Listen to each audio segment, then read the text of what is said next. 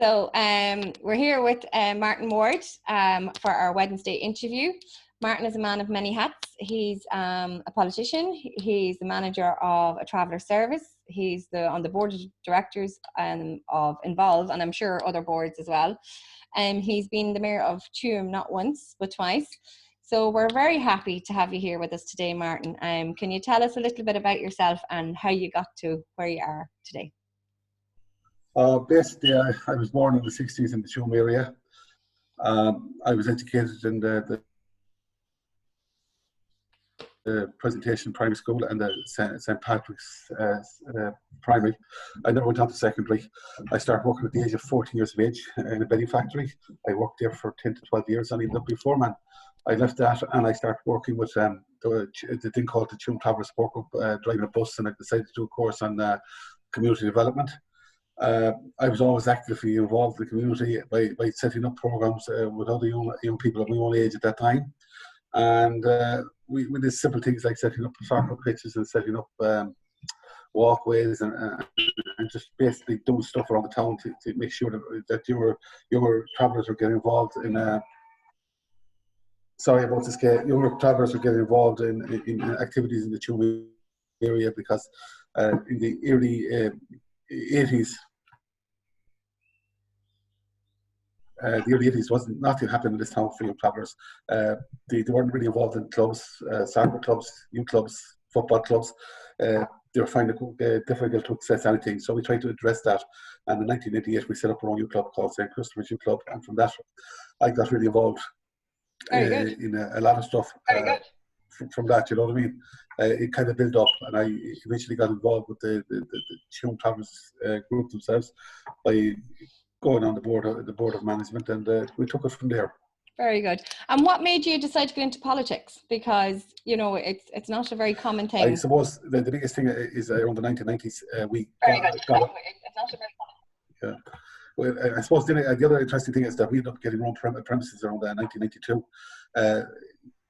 It's a kind of funny setup, and I won't go into too much detail, but it came through European funding. We ended up with the premises we have in Tuam, which is massive.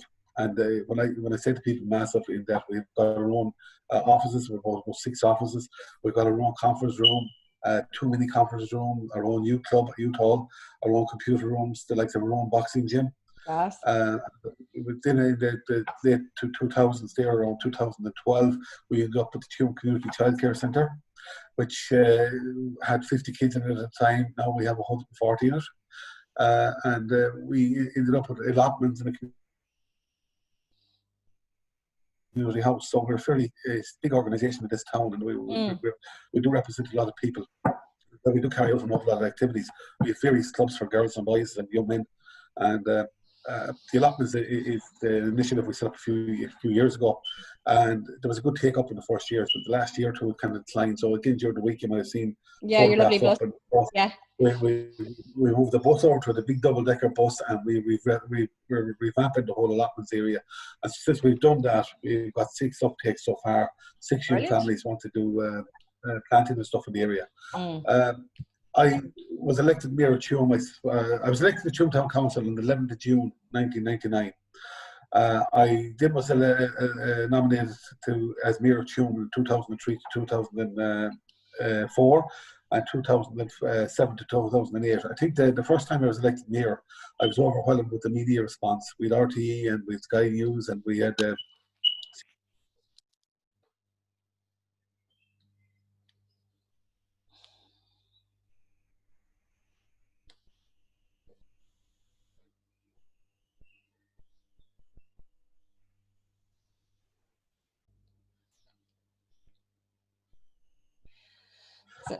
mayor of Tuam, and we finished. Okay, yeah, I'll take it from there. We've covered the likes of Sky News and made the Irish papers, the Independent, the Press, the Irish Times. We had CBS News in America radio station. Rang me with an interview, and I got a few more American stations were very interested in it. I got a few. I got a bit of an article in the New York Times at the time. So it was seen as a fantastic development, and it was. But it was a great experience. But I've never been as busy in my life trying to keep work going and keep mayor going. I think the highlight of being there at that time was invited to Belfast by the Lord Mayor of Belfast, Martin Morgan, and they held a civic reception in the Belfast City Hall. I was brought out into to a few areas around the sites where travellers were living, and I was showing youth programs, and I was brought to Stormont of all places. Wow. I was brought to that building, the Agent building, so that was kind of a highlight of my year, because it gave me an insight into how other people lived, and it was, there was Sinn Féin reps there was SDLP reps, and there was some Lilas reps there, for the Lilas parties. And I got to meet them all, and I had a good chat with most people. And actually, some of them actually were showing me around. And I was invited back on a few occasions by various parties from the SDLP, and even some of the Lilas councillors were more than welcoming, in fairness to them. The conditions at the time in Belfast weren't great, so they brought me where the travellers were living. But I think they've improved since then. And just comparison about what they were like in the south of Ireland compared to North Ireland, I suppose, Yeah, I'm always trying to get it across to our young people and my team members. I'm going to job on them now. They're not registered to vote, Martin. How can we make young travellers and young people see how important it is to be registered and how important it is to vote? To have their say in politics. It's very important. Hello. Yeah, I can hear you. Yeah, go ahead. The camera seems to be on. It's very important, I think, that young people register. The right to vote, it's a right, and I think some young people, and many people in general, not just young people, don't realise the importance of having a vote and having your say. If you want change to happen, you have to vote. So sometimes people are wondering why things don't happen for them, or you can't get anything done. But if you haven't got a vote and you don't get people to represent you, you don't have a voice. And it's sad to say this is paramount to the traveller community. A lot of travellers aren't registered. I know when I went to the last local elections, I registered about 150. There was 200, and there was over 200 registered. I registered 150, and there was still about another 300 that hadn't registered. So I lost a huge voting group there that could have got me elected if they had registered, And a lot of it was down to apathy and indifference. If you want change, then you have to registered, you have to vote to vote. If you want a voice, then you elect the person you believe to be the best voice. Like I grew up in a house where the minute you turned 18, that was it. You were registered to vote, and if you didn't get out and vote, you'd want to be either in hospital or dying or something. Because in my house, it wasn't acceptable not to get out and vote. My dad's opinion was that people, died and fought for our right to vote in Ireland.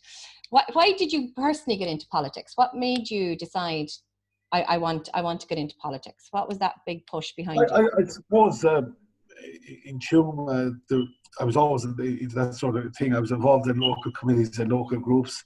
I was involved in getting stuff done, and I used to be making representations to Galway County Council, maybe Tuam Community Council, the likes of the Vintners Association, the likes of any other organisation in the town that I could get for the betterment of travellers, and setting up stuff and looking for fundraisers, sponsoring. So to me, it was it was actually something that I was interested in doing. And as well as that, I knew that even in a limited way, prior to being a councillor, I was getting stuff done. So I was saying, if I was a councillor, then more doors would be open. And believe me, it was very positive, because when you're in there, the amount of doors that you can get open and the amount of stuff you can get done, it's overwhelming. I know when I was a councillor, I used to get people used to ask me to represent them in England, in Manchester, believe it or not, and I have some of those there, some people today. And actually, I've a letter somewhere in file down my office where I got a reply back from the Prime Minister's office. His personal secretary replied back to me to a query I was making about a family in the Manchester area. So it wasn't that you write something you've ignored. It actually was happening. The person's situation actually was improved after that. And I did representations for people in Cork and in Kerry and in Mayo and other parts of Galway. I was only a town councillor, but look at you were surprised what doors it was open. Being a travel representative at the time, because there was only one other councillor there at that stage, and I think He was Thomas Stokes, and he was down in the Granard area. Ella Mongan was a councillor in Tuam in the early 1995 to 94 to 99. And apart from that, there was no other traveller councillors in the country, so it's still a novelty. It was still a novelty then, and it's still a novelty now. Oh, absolutely. And the more travellers that go forward for election, and they have to be realistic, because if you want something done, you have to represent both communities, the traveller community and the settled community. Yes. You can try to go on just a lone traveller activities or actions, you won't be elected, because there's a lot of issues out there in both communities, and you try your best to work both of them, and especially try to work for traveller youth, for travellers that are homeless, travellers that have problems in relation to discrimination, travellers that are having problems in relation to training, access to education and stuff like that. But there's nothing impossible. Things can be done. Yeah. Listen, Martin, we could talk all day. It's been lovely to have you on this morning. Sorry for the few glitches that we had, and thank you for being so patient, because for those of you who don't know, poor Martin's had to start about 4 or 5 times because of our internet issues. So listen, thanks a million. And it's great, and I've really enjoyed these Wednesday chats with people, because it's great getting the voice out there. Like as I would say all the time, I meet loads of people from the settled community and who don't see the other side of the travelling community that I have the privilege of seeing all the time through my job. So the reason of doing these videos is to get the other side out, you know what I mean, to get the other point of view and the stories, and for people to see what a valid contribution people make to the Irish society, so that's the true key, and it is very important, and it's great what you're actually doing. And there's a huge